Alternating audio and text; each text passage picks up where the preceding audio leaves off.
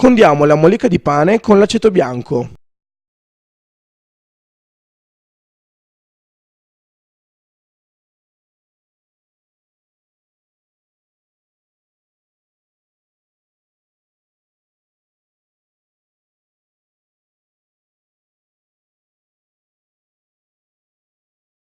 Con un cucchiaio premiamo affinché il pane assorba bene l'aceto. Setacciamo finemente le uova in una bastardella.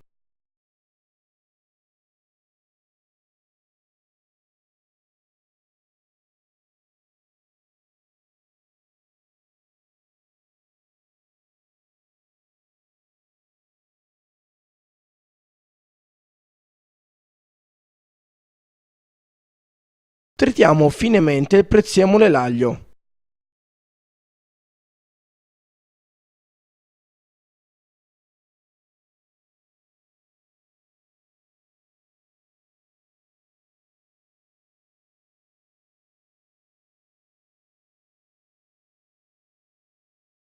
E poniamo questo trito nella bastardella.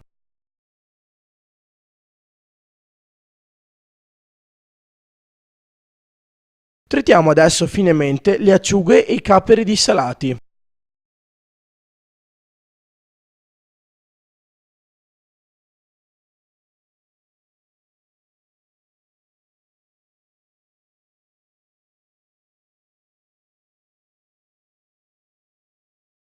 Aggiungiamo questo trito alla bastardella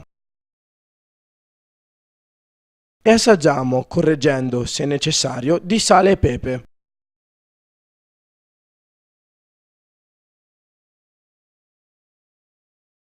Strizziamo il pane ed eliminiamo l'aceto in eccesso. Aggiungiamo il pane alla bastardella. Con una frusta amalgamiamo l'impasto.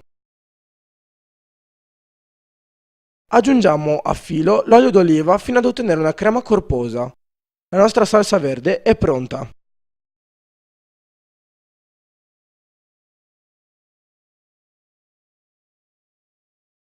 Possiamo utilizzare la salsa verde sul bollito di carne.